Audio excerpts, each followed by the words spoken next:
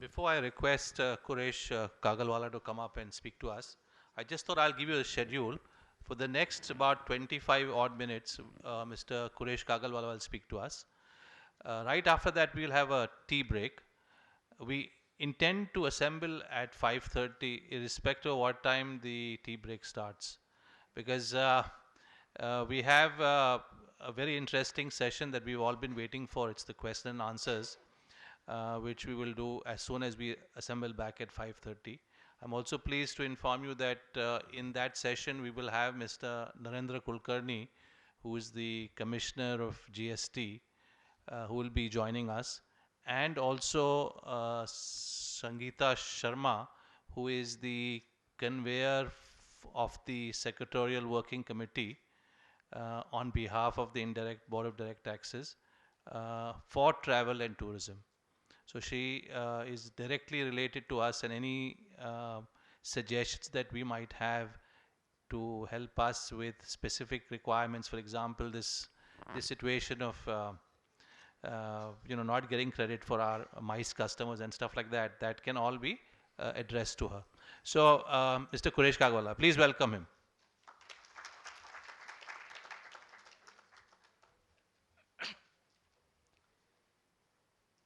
Good evening, respected Commissioner, committee members of HRAWI, and friends.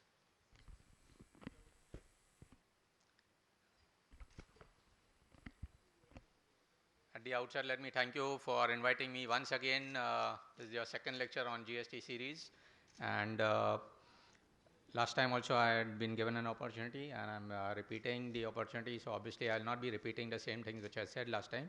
I'll be taking you through the additional changes which have been made after the earlier session, as well as the new forms which have been released, so that we can have a look at the revised formats and the new form 3B which has been released.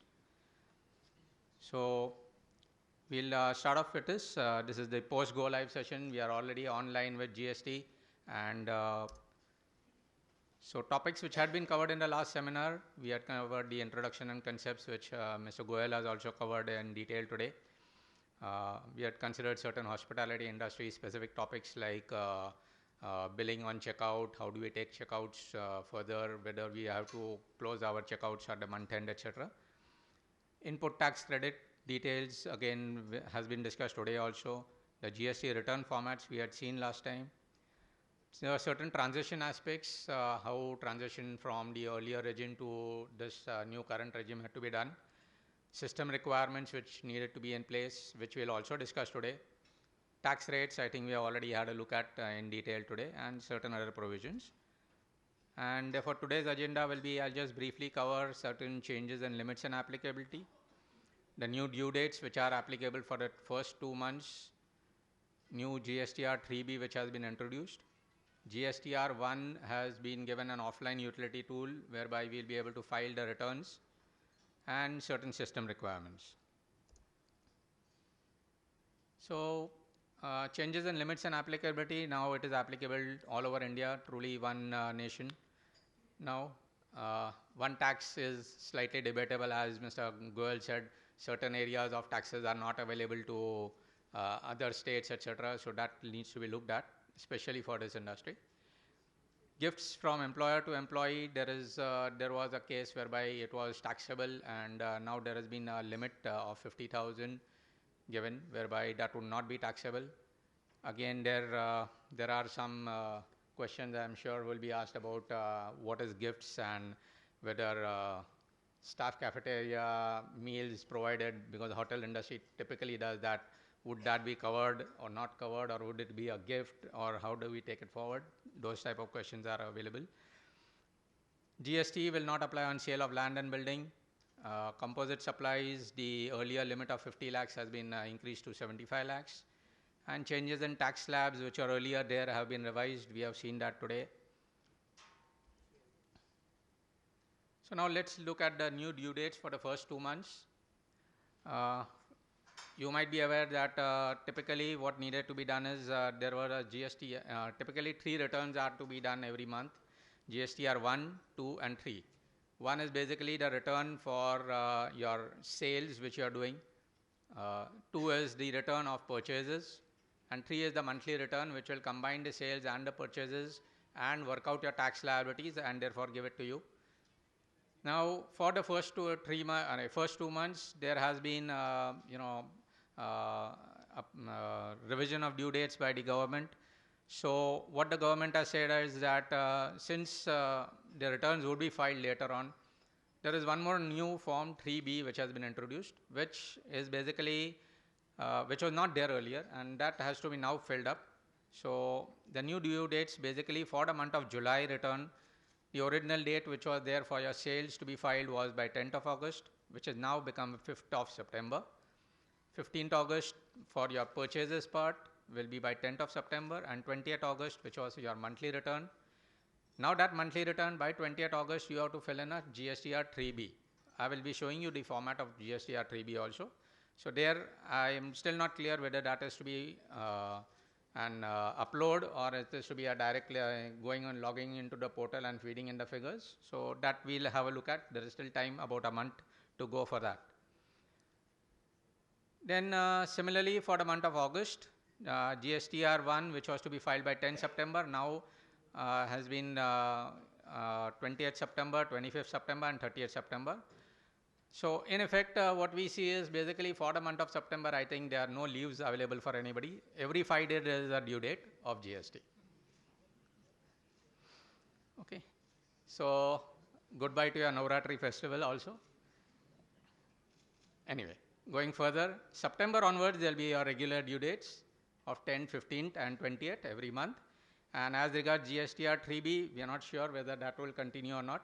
Hopefully that will be scrapped, because by 10th of, the regular returns will be uploaded in the system. So I don't see that that should be continuing.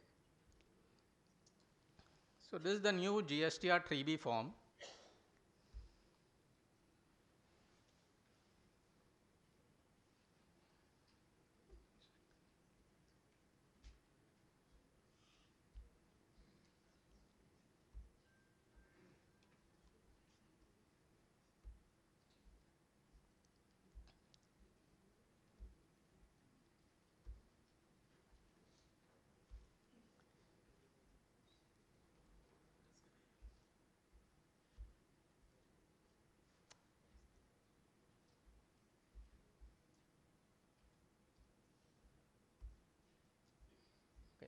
This is the new GSTR 3B form.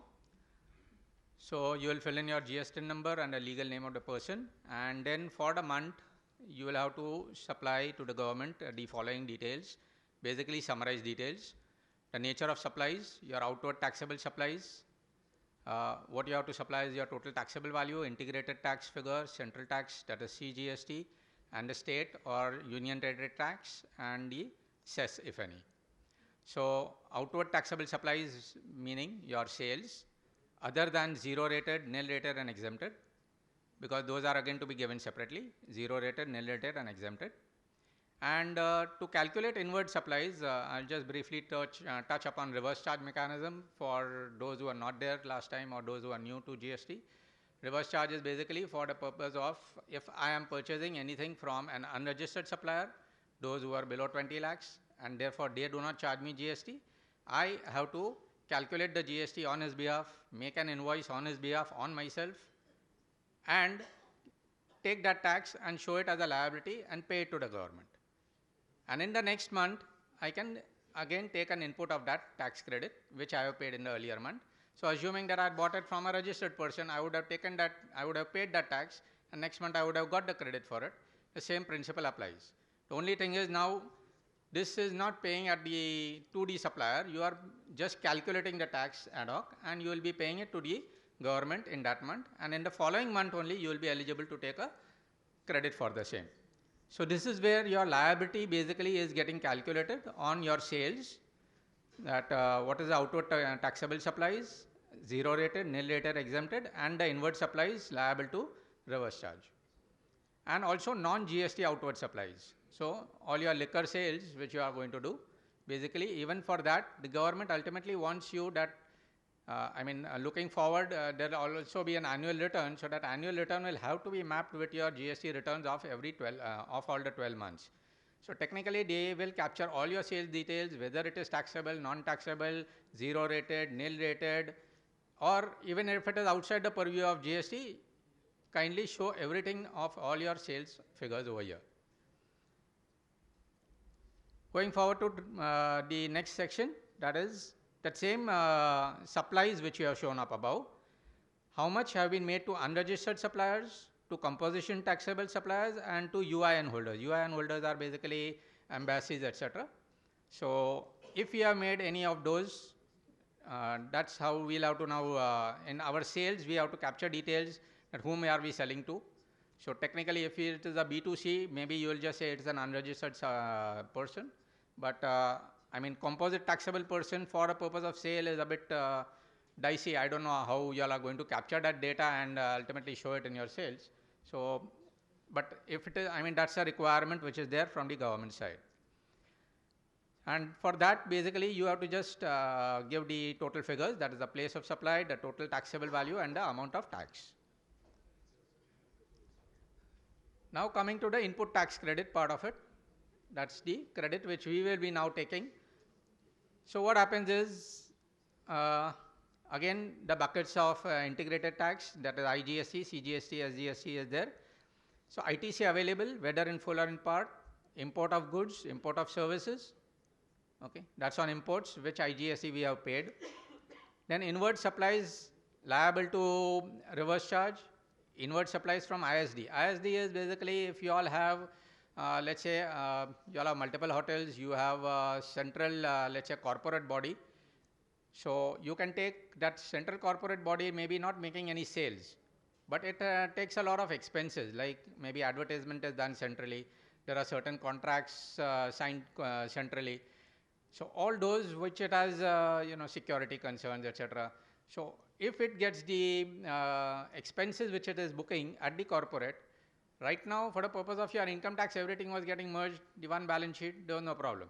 But now you may have hotels in multiple states, and each state will have its own GST number.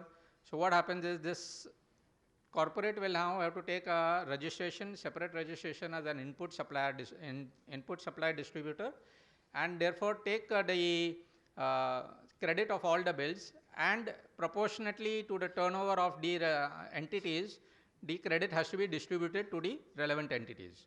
So we are talking of the relevant entity filing the return right now. So the relevant entity will now say that, okay, this much of inward supplies I have got from my corporate body, and therefore they will be eligible for this input tax credit. And any other ITC would be taken care of on all your purchases. The input tax credit reverse. There are certain tax credits which have to be reversed. If you are doing anything, any business which is not for your business purposes. For example, what we I just briefly mentioned like if you are doing something for your staff, like your staff cafeteria.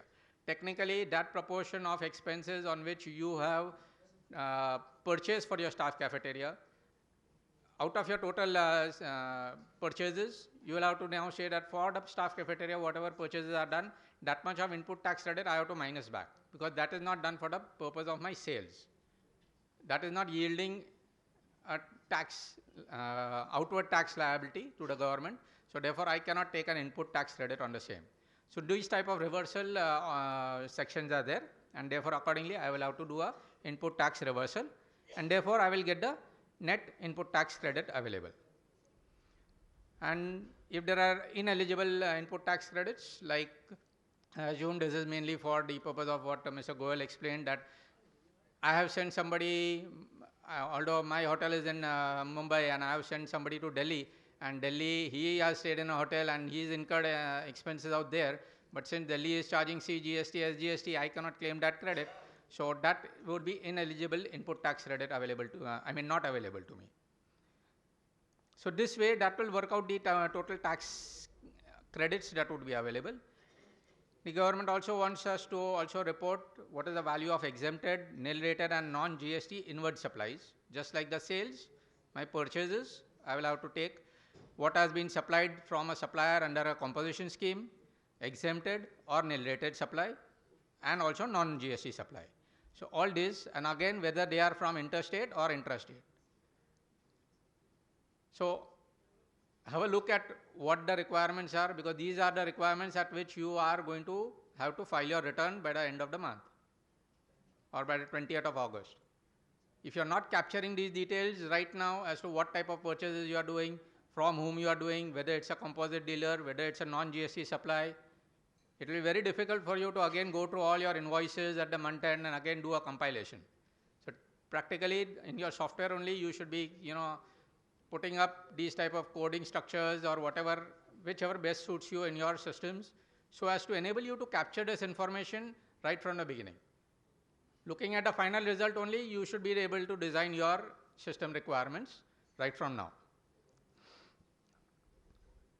Then comes the payment of tax part of it. So based on the above, you will have to calculate what is the tax payable and how much of the tax payable of IGST, CGST, SGST and cess is you can adjust through your input tax credit, work out that much of taxes, then that balance will be the tax which will have to be paid in cash. Typically at your portal there will be different ledgers available to you for each of the buckets. There will be an output tax liability account, there will be an input tax credit account, and there will be a final electronic cash payment ledger account. So accordingly whatever you are going to deposit will be in your cash payment ledger, and the government internally on the 20th it will work out through the monthly return that what was your final liability, the output tax liability, how much of input tax credit are you getting because of the matching sequences which Mr. Goyal just explained, that of all your suppliers will put in their sales, they will reflect into my return that this is the tax credit available to me. Between 15th to 20th of the month or 10th to 15th of the month, you will have to see that everybody has fed in correctly or not. If somebody has made mistakes, you have to get back to them, get it corrected, and therefore accept that cash finally, accept that credit finally. And then that tax liability minus the credit will be your liability for the month which you have to pay through the cash ledger, and that electronically will be automatically adjusted by the portal itself. We also have TDS and TCS, which currently has been put in abeyance. So through, I think, some press circular or something. So that currently may be out of the purview of, as and when it gets started, we'll have a look at that. So this was basically the form.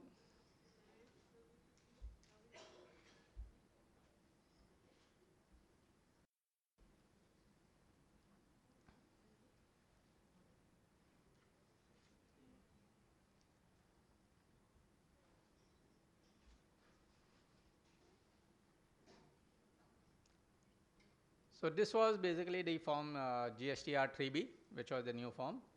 And going further, we now have a look at the offline utility tool which the government has introduced. This is available on gst.gov.in. This is the new GST portal which has to be accessed by all. Login and even the downloads are available. So this Excel template, which may be used by small taxpayers to maintain a record of their outward sales, it contains 11 data entry sheets in which the data has to be maintained. This will also have an inbuilt Java tool embedded in it, which will be used to create a GSTN server compliant file, which will be uploaded by the taxpayer. And currently we are not clear of how the inward supply data will be downloaded and matched and ITC claimed, whether the taxpayer will have to log in into the common portal and perform these functions or not. And further, the final return will also have to be done on the GSTN portal. We'll now look at the Excel sheet.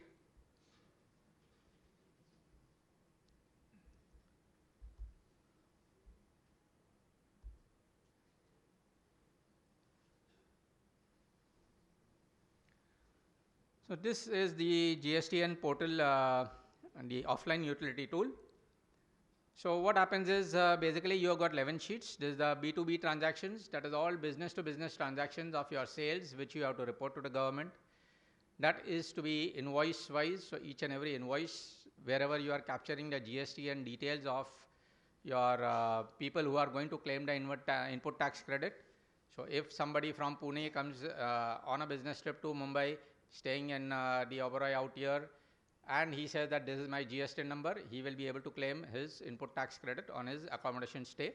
And therefore, since he is in Maharashtra, and therefore Oberoi will, at the end of the month, will have to file its return, in which they have to give the details, wherein they have to say what is the GST number of the recipient, the invoice number, invoice date, invoice value, place of supply. Reverse charge we'll just ignore for the time being, not applicable really to us. Invoice type, what is it? Whether it is a regular invoice, whether it is, all these are, again, there are masters out here. You cannot just put it whatever you like out here. So there are masters, which I will be showing you.